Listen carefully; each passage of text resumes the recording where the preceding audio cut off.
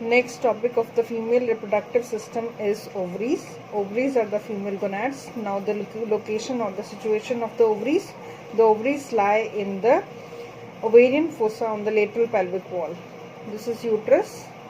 These are fallopian tubes and these are ovaries. This is the lateral pelvic wall. On the lateral pelvic wall there is a depressed space that is called the ovarian fossa, and the ovaries lie in the ovarian fossa. Anterior to the ovaries, it means above the ovaries passes the obliterated umbilical artery, and posterior to the ovaries there is ureter, which comes from the kidneys and the internal iliac artery. Next is the position of the ovaries.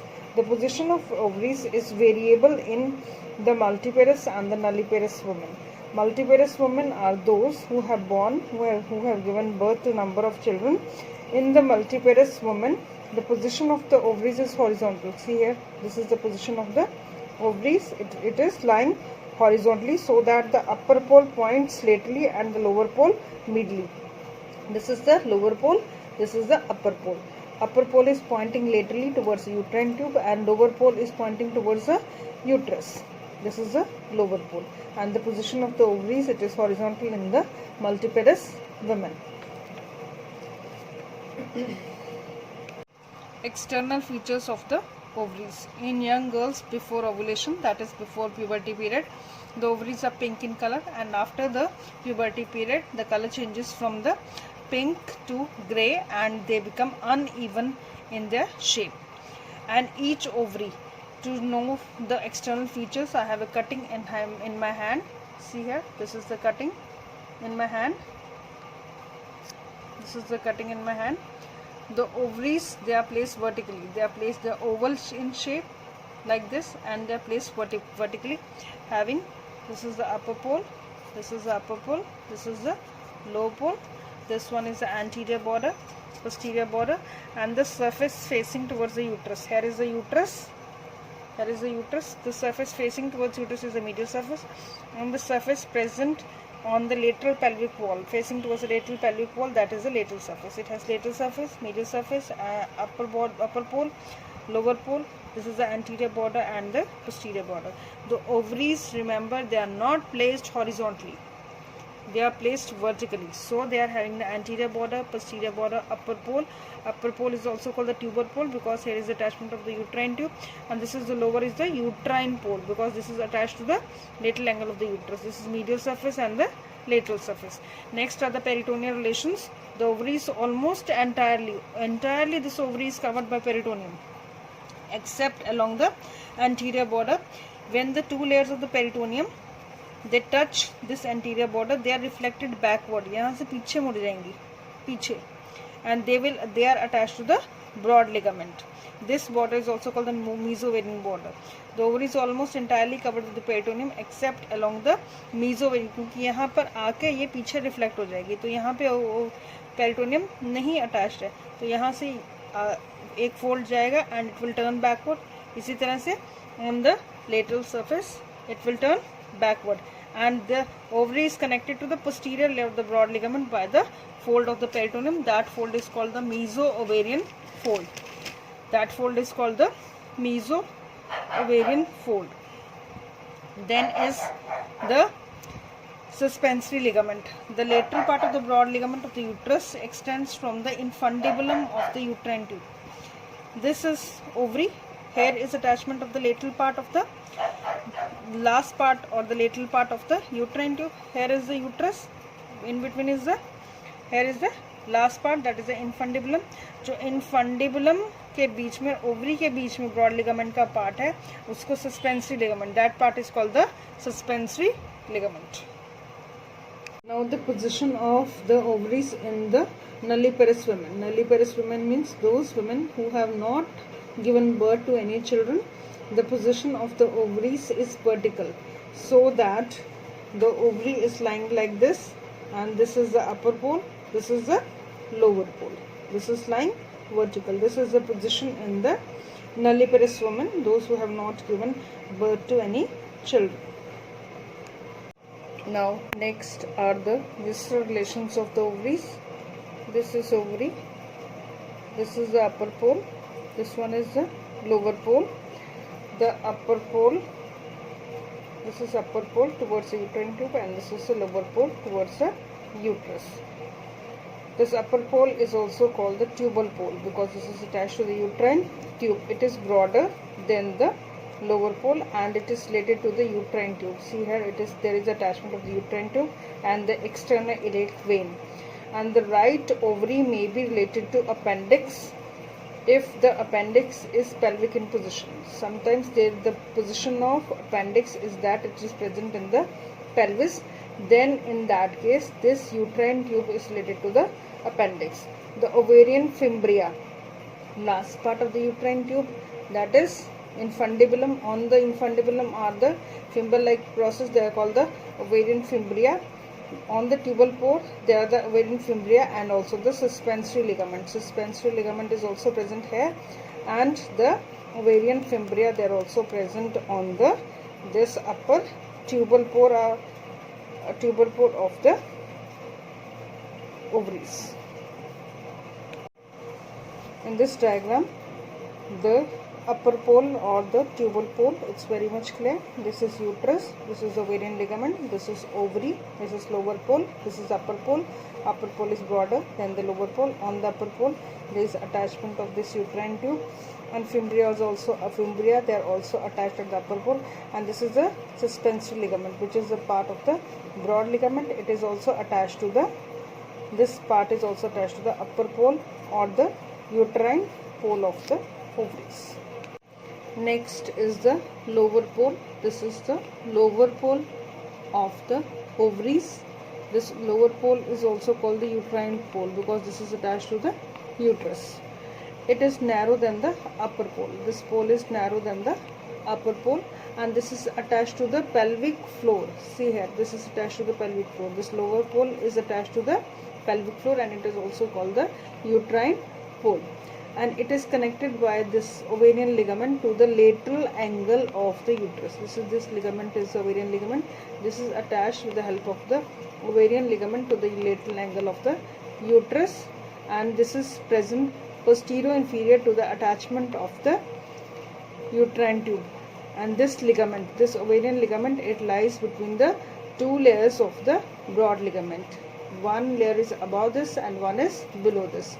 These folds are called the folds of the broad ligament. So this is present in between the two layers of the broad ligament. Next is the anterior border or the mesoovarian border of the ovaries. Ovaries, they do not lie horizontally in body, they lie vertically in body. Therefore, the border is anterior border and the posterior border. The anterior border, it is straight and it is related to the uterine tube. In front of the anterior border is uterine tube and the obliterated umbilical artery, and it is attached to the back of the broad ligament of the uterus by the mesoovarium and forms the hilus of the ovary. Then the posterior border is present at the back. It is a free border, it is convex border and is related to the uterine tube and the ureter. Then is the lateral surface. The surface, because it lies vertically, the lateral surface is a surface that is present towards the ovarian fossa, and it is lined by the parietal peritoneum. And this peritoneum separates the ovary from the operative vessels and the nerves. And the medial surface is a surface. It is a surface which is facing towards the uterus. The surface which is facing towards the uterus, and it is largely covered by the uterine tube. So these are the relations of the kidneys. Next is the arterial supply of the ovaries. The ovaries are supplied by ovarian artery and the uterine artery. This is the ovarian artery and this is the uterine artery. This one. The ovarian artery arises from the abdominal aorta. We have already studied the branches of the abdominal aorta. The gonadal branches, they give ovarian and the testicular branches. So ovarian artery is the branch of the abdominal aorta. It descends downward just below the renal artery from the abdominal aorta. Then it descends over the posterior abdominal wall and enters into the suspensory ligament. This green ligament is the suspensory ligament. Then it enters into the suspensory ligament of the ovary. Then it sends branches to the ovary through the mesovarian. Mesovarian is a fold of the peritoneum, and continues medially through the broad ligament of the uterus to anastomose with the uterine artery. Uterine artery is present along the lateral border. This is the uterine artery. Uterine artery will anastomose with the ovarian artery, and both of these branches will supply the ovaries. Venous drainage of the ovaries. The veins emerge at the hilus and forms a pampiniform plexus. See here, this is pampiniform plexus. This was doubt of one of the students. This is the pampiniform plexus. The veins are forming like a gucha of the veins. This is called pampiniform. This condensed plexus is called the plexus condenses into a single ovarian vein near the pelvic inlet. Then downward, when it comes, this pampiniform plexus downward, it forms a single ovarian vein near the pelvic inlet. This vein ascends into the posterior abdominal wall and drains into the inferior vena cava on the right side and into the left renal vein on the left side. This pampiniform plexus of the left side will drain into left renal vein, and pampiniform plexus, this gucha of veins, will drain of the right side, will drain into the IVC.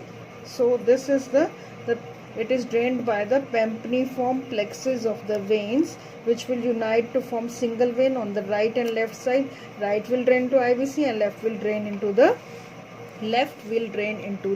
first renal vein, then it will drain into the IVC. Next are the functions of the ovaries. First main function, as it is a female gonad, first main function is the production of oocytes. During the reproductive life of the 30 years, the reproductive life, it begins at the age of puberty, that is 10 to 12 years, and it ends at the age of 45 to 55, that is the menopausal age. During this period, the ovaries, they produce alternately, one ovum is produced from each ovary during the one cycle of 28 days.